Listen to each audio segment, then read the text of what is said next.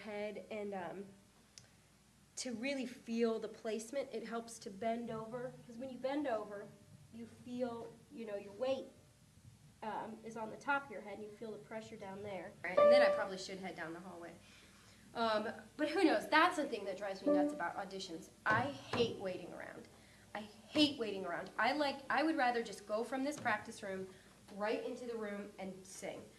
The last audition I did, which was on Tuesday, no, I did one on Wednesday, and I didn't have to wait too long. But when I was there on Tuesday, they said my audition time was 4 o'clock. And so I showed up at like 10 till 4, because I don't like to sit around for that long.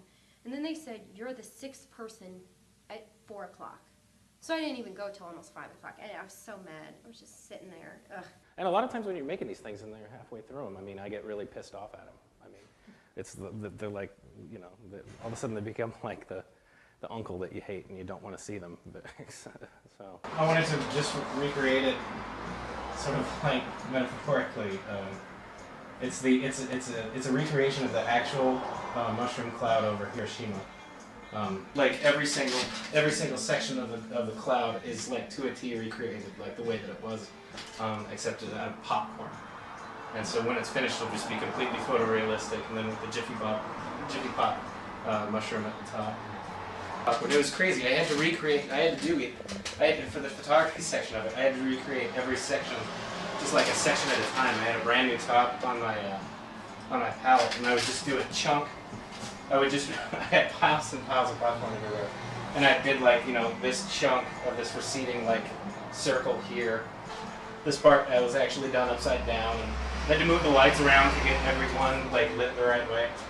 But it's just a bastard of a painting to get around to working on, because it's like every single kernel has to have so much detail. It's never like, oh, I finished that report or I finished that paper, I can turn it in and that's the end of it. This is, I can always make something about this song better, or I can always fix how that sounds, and I can always make it sound a little better. So that's where it can be frustrating, but it's also, you know, challenging, because you're constantly working, I guess. There's always room to keep on improving. There's always ways to, or there's always something, another piece out there that you haven't learned that just want to conquer. You know, you're looking through the page, you're looking through something. There's really juicy piece, juicy measure or line or phrase that just dives in there, and it's beautiful. Mm-hmm. And you just can't get enough of it.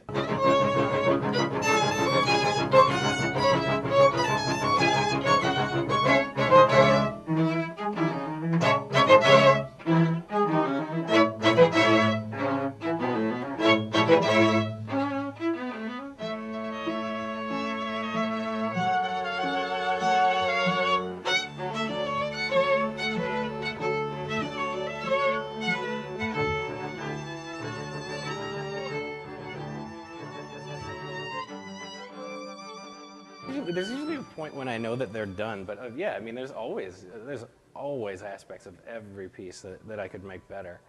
And then, you know, sometimes like once they're finished, and like if I've had to battle with them long enough, and I just get sick of them and I don't want to see them anymore, but I know that they're completed. It's nice to not look at them for like a matter of months, and sometimes I come back and be like, you know what, it's a lot better than I thought it was. So, but. Yeah, there's always tons of aspects of everything has room for improvement. So, what do you think are the greatest difficulties that you face as an artist? Money. Money is the first and foremost difficulty. Is it important for you, money? The money? I mean, no, not. I mean, it's important for me to not be like homeless and on the streets. But to have a ton of money, it'd be nice someday. I don't need it, you know, this second or whatever. I'm not in it for the money, because if I was in this for the money, I'd be in some other kind of field. I mean, I love clothes and, you know, jewelry and shoes and everything else. No, I mean, I have a lot of materialistic needs and everything, but sometimes you just have to put that away, because it's like, well, do I want to buy a new pair of jeans, or do I want to apply to these 2 programs? And for me, particularly this year, it's been like, well, I'll apply to these programs and see what I can get. If I wanted to go make money, I probably would have gone into law or something else. I would have, picked a totally different field. I mean, hopefully I will be making some money, or a significant amount of money at some point. I ended up selling 4, I think. I don't know. The gallery still hasn't given me the rundown of the tail end of it, but I think 4. Well, that's good. I think. That's what you expect. You expected more, or? Well, you hope from that. You hope to sell out, Right. But that hasn't happened since my very, very first show, which barely counts. No, that was the hardest thing when I first started selling paintings was when you know that when they leave your studio and that they're not coming back. Yeah, that's a tough gig, but it's also a really healthy thing because all of a sudden you've got a little bit of cash to make another one, or get a bigger studio. So there's advantages to it. But no, it's incredibly hard to let them go. It's it's not that fun. Do you want to become rich and famous? I don't care. You don't care. You don't care about. Oh, I would love to be rich. Right. Fame. I don't know. I don't know. I mean, honestly, yeah, recognition wouldn't be so bad, but I don't know. I mean, how do you answer a question like that? Right. Sure, why not? Everybody wants to be rich and famous. Yeah. Like if you break it down, sure. I mean, how could I say no? Oh, I'd be able to handle it just fine. I would have no problem being really well known or, having a lot of success. That's something that I want. But I can see how it gets to people's heads because all of a sudden you have people, all kinds of people telling you how fabulous you are all the time, whether you are or not. And I think you have this sense of, infinite power and invincibility to where nobody can touch you. And I think that's a really dangerous thing to have, particularly as an artist, because that's when you become really lazy. The success is a kind of a creative, it drains you creatively, it stops creativity, or? No. If anything, being successful allows you to experiment with other projects and other genre or other opportunities. Look at Yo-Yo Ma, for instance. After being able to have great success with a solo career, he's been able to broaden out the types of projects he's been doing. Yeah, success is some kind of expansion of the creation. It is, and it's all relative. I mean, you can have success while you're still studying for your bachelor's in music, or if you're still in high school. There's various levels of success, and it depends on where you are in life. So what's success for you? Success for me is to be able to do this and not hate it, and to still be able to make a living from it.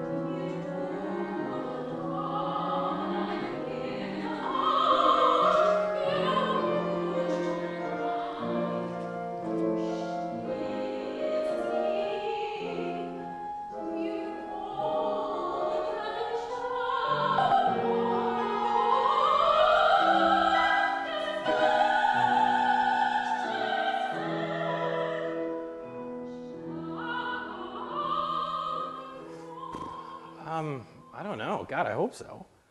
I mean, what do you mean? Like reaching them how? Like to actually change minds, or? Yeah.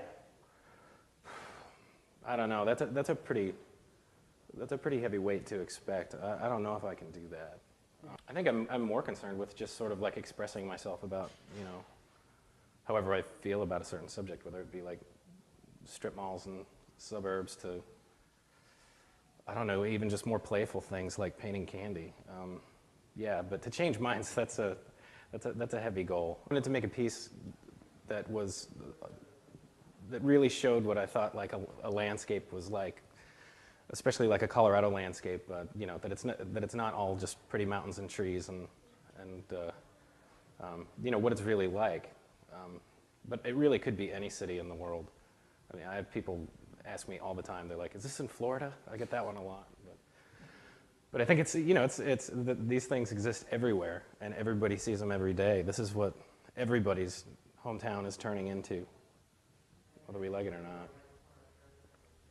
You're sad about it? Yeah, I think they're disgusting. But it's also, that's the way that it's going to be. There's nothing you can really do about it.